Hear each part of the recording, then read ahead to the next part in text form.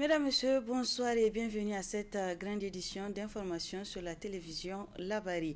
L'opération de ratissage opérée par les forces de défense et de sécurité nigériennes sur le site d'orpaillage de Tamou le 24 octobre qui a occasionné mort d'hommes continue à susciter des réactions.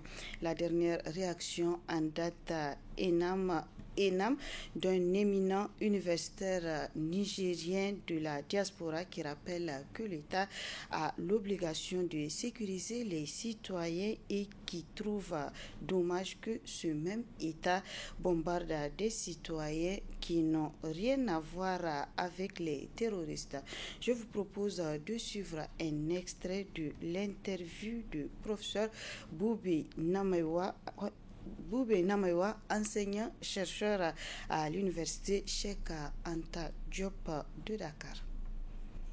Ce qui est arrivé à Tamou est extrêmement malheureux. Je dis bien malheureux. Et ceux qui ont envoyé cette mission, appelons-la comme telle, de bombardement ou de ratissage, en portent l'entière responsabilité. Parce que il y a eu un déficit, à mon avis, de communication. Et ça, je crois que le gouvernement nigérien est habitué dans ce déficit de communication qui consiste à cacher la vérité aux citoyens. Et ils ne réagissent très souvent que lorsque les citoyens eux-mêmes se font leur opinion et que cette opinion n'est pas toujours souvent conforme à la réalité.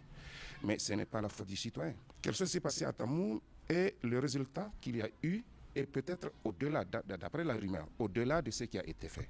Mais à qui la faute ? À qui la faute? Qui plus est, de toute évidence, ce site, contrairement à ce qu'ils disent, n'est pas clandestin. J'ai vu une correspondance du préfet de la région qui leur donne un délai pour qu'ils déguerpissent. À partir de cet instant, il n'est pas clandestin. Sauf si on entend par clandestin le fait que ce n'est pas l'État qui a distribué cette zone-là, qui a distribué donc les mines, appelons-les comme ça, aux citoyens pour qu'ils les exploitent. Mais ils le savent. À partir du moment où ils savent qu'il y a des Nigériens qui sont là-bas et qui exploitent ces mines, à partir de cet instant, je ne vois pas ce que vient chercher le mot clandestin dans cela. Maintenant, le bombardement qu'il y a eu, ils savent très bien, encore une fois de plus, qu'il y aura toujours des dégâts s'ils bombardent ce site-là. Et donc, les renseignements généraux auraient pu permettre au gouvernement de savoir exactement ce qu'il faudrait faire là-bas. Nous avons une armée qui est aguerrie, qu'on le veuille ou pas, qui peut procéder à une opération chirurgicale en pointant les gens plutôt que de procéder à un bombardement, je dirais, de grande masse comme ça, à une grande échelle. Ce qui est sûr, c'est qu'il y aura nécessairement des victimes collatérales et ce sont ces victimes collatérales que nous déplorons aujourd'hui. Pas l'intervention de l'armée en tant que telle. C'est-à-dire que l'État a l'obligation de sécuriser les citoyens. Mais si l'État, dans sa tâche de sécurisation des citoyens, bombarde des citoyens qui n'ont rien à voir avec cela, je trouve cela totalement déplacé et c'est très dommage. C'est pas bien cette guerre entre la société civile et le gouvernement.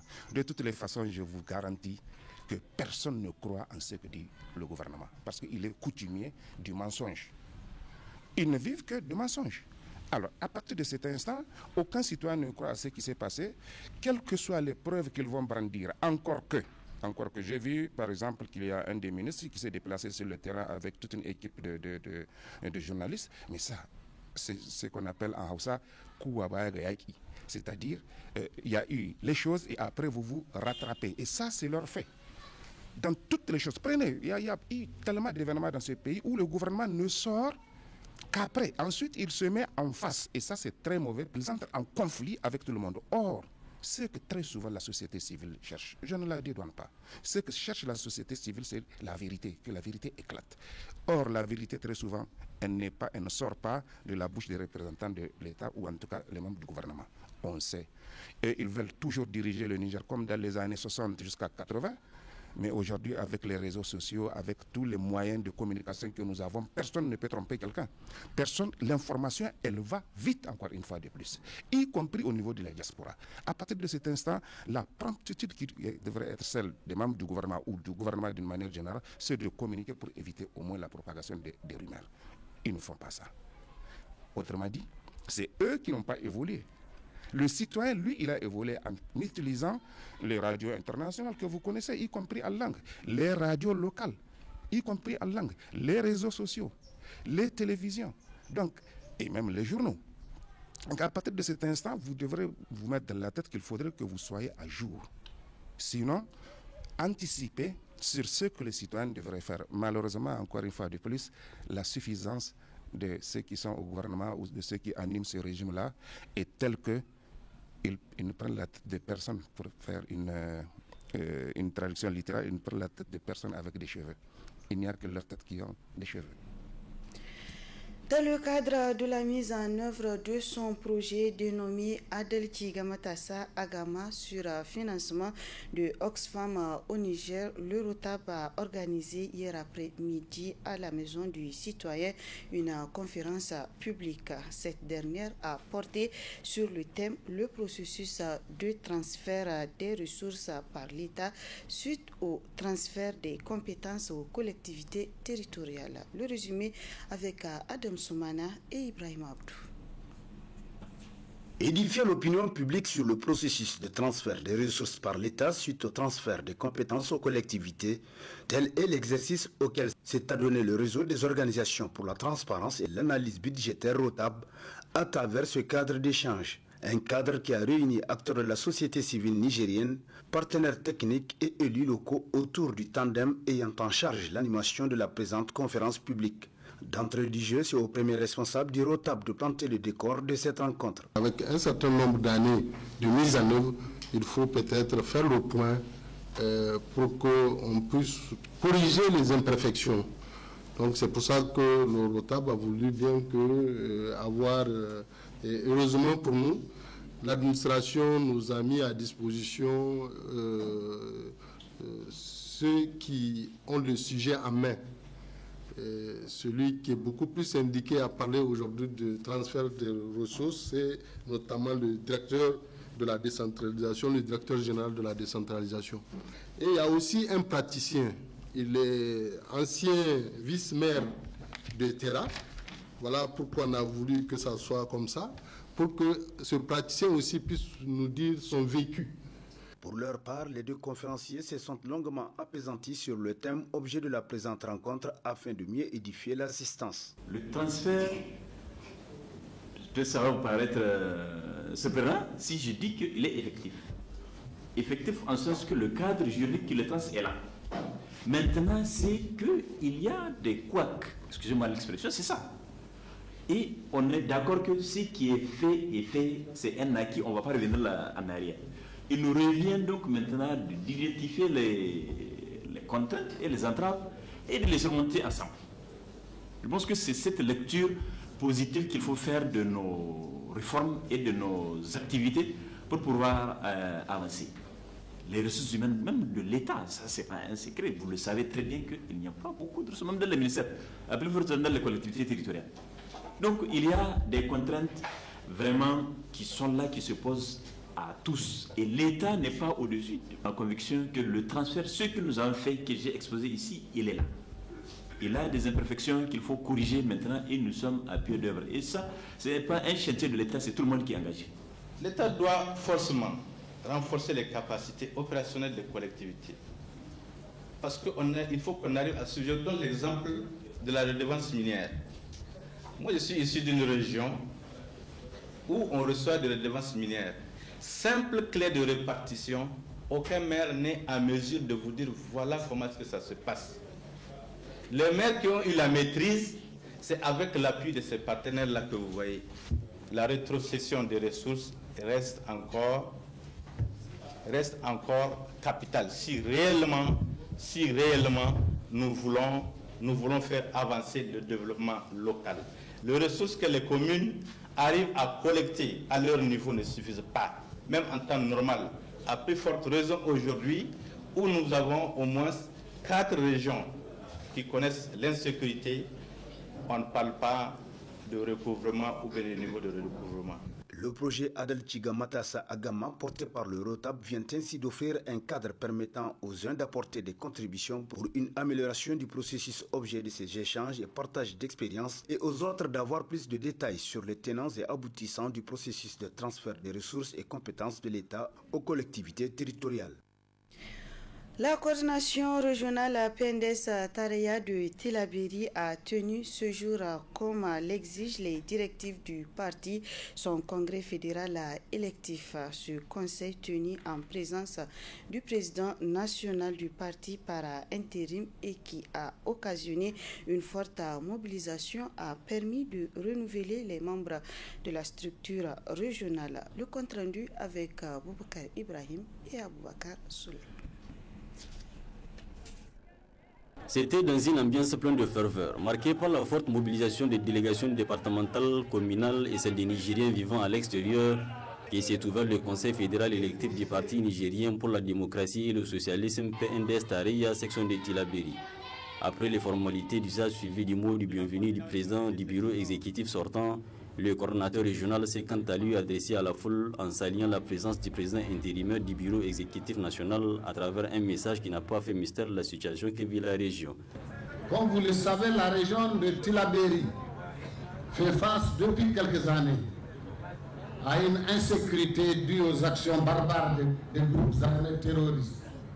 Dans ce combat, notre pays enregistre d'énormes succès qui se matérialise par le retour progressif de la paix et de la quiétude dans beaucoup de villages affectés.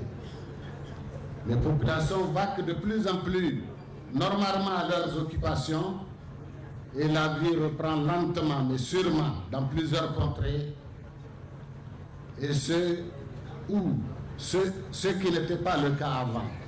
Ce conseil est consacré au renouvellement du bureau de la fédération en fin de mandat. Je profite de cette occasion pour réitérer toutes mes félicitations et remerciements à l'endroit des membres du bureau sortant de la fédération, des coordinations et sections pour le travail politique abattu durant les 4 années du mandat. Les résultats du parti enregistrés lors des dernières élections locales, législatives et présidentielles sont parlants. Quant au premier rang qu'occupe notre parti dans la région malgré le contexte difficile. N'oublions pas également d'évoquer la question sécuritaire. Le président du bureau exécutif national par intérim s'est dans son discours d'ouverture salué le bureau de la coordination régionale pour l'accueil et son engagement qui a permis une forte implantation du parti dans la région. C'est avec beaucoup de plaisir que je me retrouve ce samedi 5 novembre 2022 parmi vous à l'occasion de la tenue des assises du Conseil fédéral électif PNDS Tareya de la région de Tillabéri. Ce plaisir se trouve décuplé par la forte mobilisation et la ferveur de l'accueil que vous m'aviez réservé, ainsi qu'à la délégation qui m'accompagne. Il m'est très difficile de trouver les mots appropriés pour vous en remercier. Je retiens seulement que cette mobilisation procède de la flamme militante qui vous anime et de votre attachement aux idéaux et principes du parti et aux valeurs de solidarité, de fraternité et de discipline qu'il prône.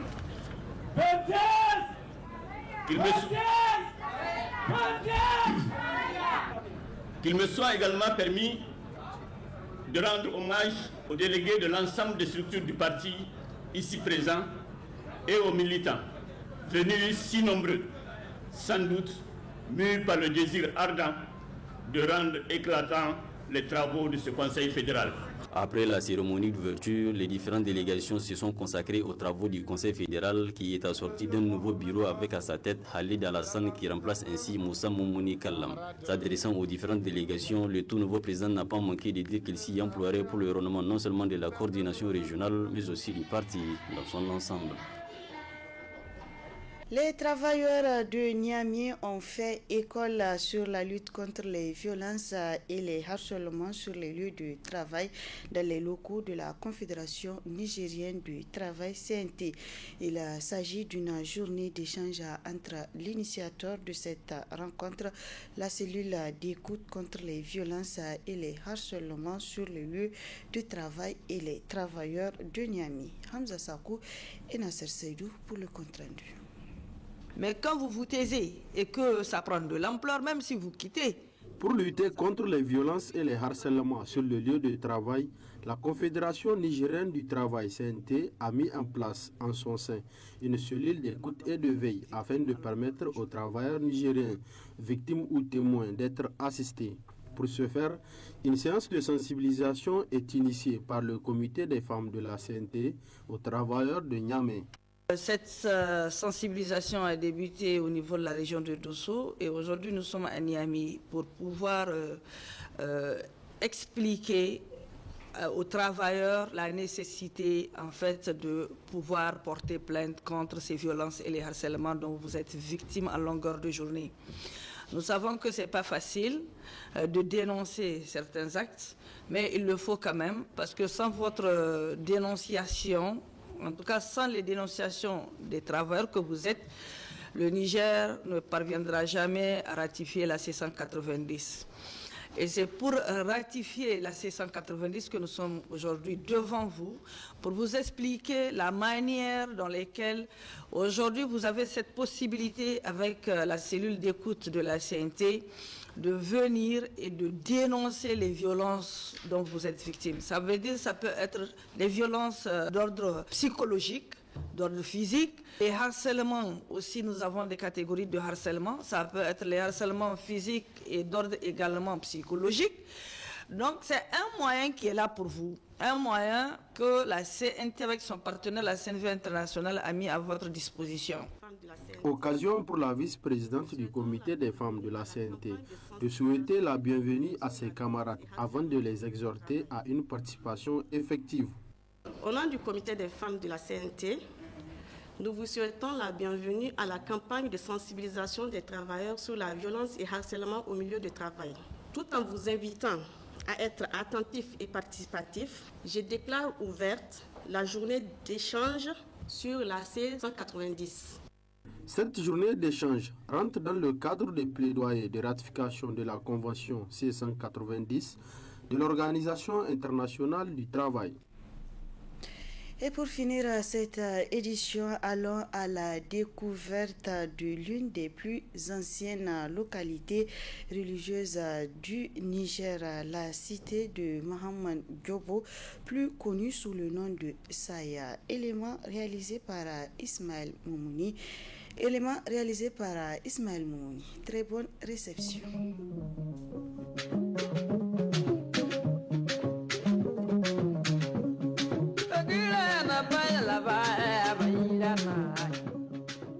Fondée au bord du fleuve, Saya est une localité située dans la région de Tillabéri.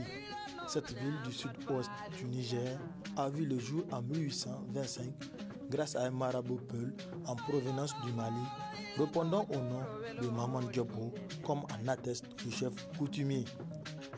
Saïde Mayo Murakan Sinji Halaygato Aga Ganona Mayo Dan Kanti Alpha Mohamed Diobo Kanyi Kaga to Sayo Igo Gadirano Diraubo Monigo donc hano kan hane ikani itun cinora adi kan gai dirawo site koine adi kan neno ngai himaka goro ngati anenga borese nga dirawo asaye mantikala isake ci na no ai sine sa isan zarmaki na no me anenga dirawo asaye fulanci naga nga gati dirawo asai dirawo sino koine ane ne ga tingai goro dogo ngati sayo mayo asilo nan kan ahun lalle sai arsilama tare ko arano arsilama yanno na sinji kanti mamman jobbo walino dine walimo arsilama tarera burkul gabe hay kangati wali tarana goronda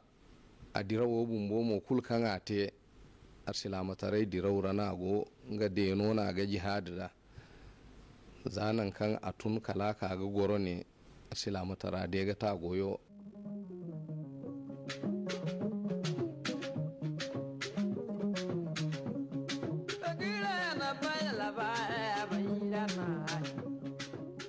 Saï est l'une des plus anciennes localités religieuses du pays. Voilà pourquoi elle abrite la première madrasa du Niger, mais aussi la première université islamique de l'Afrique de l'Ouest, construite en 1986 par l'organisation de la conférence islamique OCI. L'université islamique au Niger est créée par l'organisation de la conférence islamique en 1974 au sommet de Lahore au Pakistan. Et elle ouvre ses portes en 1986 sur le site de Saï, à 45 km de Niamey. Elle est la deuxième université islamique en Afrique après celle de l'Ouganda. Avec les feux Jori Amani et Séni Kounché, Jori Amani, que Dieu a eu pitié de son âme et qui rentre dans le paradis, avait eu celui qui avait posé le premier jalon pour avoir une université au niveau de l'Afrique de l'Ouest. Il a été soutenu par Faisal et après c'était autour de Séni Kounché, fait général Séni Kounché, qu'Allah yarhamou, qu'Allah ait pitié de son âme, aussi a choisi Saï pour au moins sa position religieuse. Vous savez, au Niger, Saï faisant partie des centres islamiques. Il y avait le centre islamique d'Agadez, centre islamique de Madarumfa et il y avait le centre islamique de Saï. Saï étant plus proche de Niamey, sûrement on a choisi, et surtout vraiment à proximité vraiment de tous ces pays voisins, donc Saï a été choisi pour la sainteté de la ville de Saï avec le feu Cheikh Maman Diobo. D'un simple hameau, Saï est devenu aujourd'hui un canton qui compte plus de 82 000 habitants.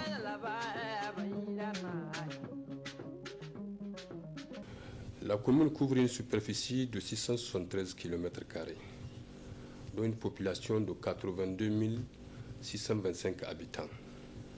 Elle est composée de 50 villages administratifs et 40 hameaux.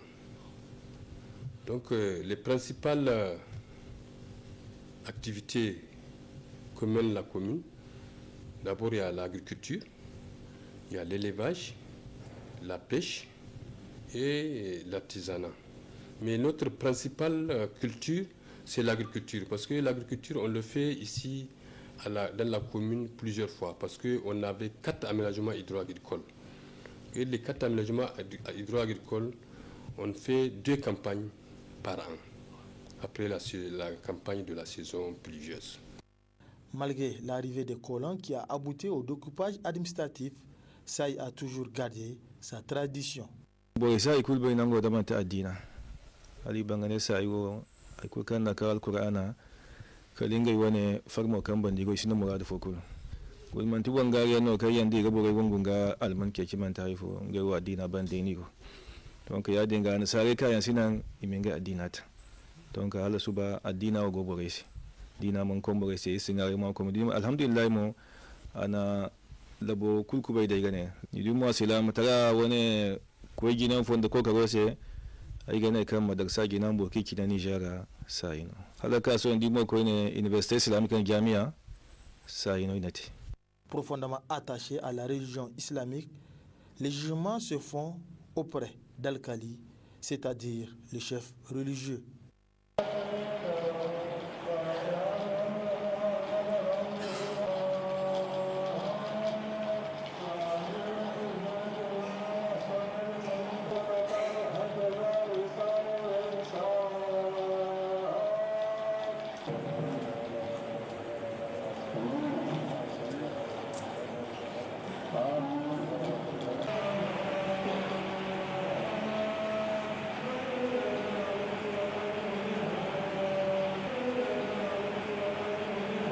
De sa création à aujourd'hui, Saï a connu 13 chefs, dont le chef actuel s'appelle Al-Fazé Seydou Issa, intronisé le 19 mars 2022. Aigatu bonko ni wecin di henzanta din na imi sambun se kan alfaga bumbo nin gora te zaman ga ya isa la sabu bon koy nera alfaga tarai bonna goro nga bonna ninga zabana te jiri yagga na te ne sai halaga bunon gai ka gor halaga ka banda donc kan abu a ize bero igana se bubakar bore ga ce modibbo gati bon koy ni jina ate jiri waran kacin di iddo a bisa a kai na fokan si gane abdurrahman ate jiri waicin di hinka a bisa mulaye ate jiri hinka ngamu a bisa abdulwahidu ate jiri iddo a bisa saliha ga talfaga iza guwanta ngamu ate jiri iye igana se saliha alfa muhammad jobbo iza yanno bore kul kai kabun se iborguno jiri iye no ngamu ate a bisa aka alfaga ha mega idduwanta sina se kala amadu bubakar des amadu saturu no bore ga beida ate jiri aku ngamu a bisa haliru abdul wahabi ngama ate jiri hinka a bisa abanda kaka abdul wahidu ngamo te jiri waicin di iddu ngamo bisa jabiri ngamo modibbo izano banko ni jina ngamo te jiri taci a bisa sandal faga ha men ngay mo iboro taci no ya kan yonga izai banda so honke ika alasan hamma gawo ngamo modibbo ha mano te jiri waran zacin di aku a bisa a iza kan si gani abdusalami alasan hamma gawo a ce jiri wai ta cikin da iddo a bisa ga amadu isa hassan hamma gawo ngamu a te jiri waranka ihin kasi a bisa yan bandano ai gowa nan gora honku na kan gosalan nisa. La situation d'insécurité qui secoue la région de Tillabéri n'est pas sans conséquence sur la vie de cette population. Ainsi, ce sont les jeunes qui payent un lourd tribut de cette insécurité. De façon générale, c'est le chômage de la jeunesse. Parce que c'est ce chômage-là qui conduit beaucoup de jeunes à ce que nous ne voulons pas qui se passe actuellement, qui est l'insécurité. Donc la préoccupation, c'est que les jeunes sont là sans emploi, les gens sont là désœuvrés, donc ce qui fait que tout cela peut aboutir à l'insécurité qui sévit à côté de nos portes. Parce que nous sommes situés à peu près 20 km de Tamou, qui est une zone complètement envahie par les terroristes. De ce côté, nous sommes à 9 km de l'insécurité parce que la bande ouest de la commune de Saï est vraiment habitée par les terroristes parce que l'ensemble des écoles se situant sur cette bande sont fermées. L'état d'urgence, donc ça c'est vraiment un phénomène qui bloque toutes les activités des jeunes. Et par exemple, tous les jeunes, leur préoccupation, la première préoccupation des jeunes ici à Saï, c'est les motos Kabou-Kabou. Donc comme vous le savez, maintenant, ces motos-là ne circulent plus. Et donc, beaucoup d'activités sont liées à ces motos-là. Par exemple, comme les réparateurs, les pièces détachées et ceux qui vendent du carburant. Donc les motos ne circulent pas, du coup toutes ces activités sont aux arrêts. On peut dire que ça c'est vraiment un frein pour le développement des jeunes. Nous traversons un certain nombre de difficultés relatives à la situation sécuritaire. Vous n'êtes pas sans savoir que suite à l'insécurité qui se vit au Niger, il y a des mesures de restriction qui ont été prises. Malheureusement, notre commune fait partie avec l'interdiction de circulation des motos qui a quand même démobilisé la population parce que vous n'êtes pas sans savoir que nous avons effectivement des marchés hebdomadaires et même les déplacements d'un village à un autre, d'un point de santé à un autre, d'une école à une autre s'effectue régulièrement sur les motos. Aujourd'hui, qu'elles ne sont plus en circulation, c'est vraiment un sérieux problème. Ça dispose d'un marché hebdomadaire qui anime chaque vendredi, jour saint de l'islam. Un marché fréquenté par diverses ethnies. C'est dans cette concession que repose le fondateur de SAI, Maman Diabo, décédé dans les années 1830.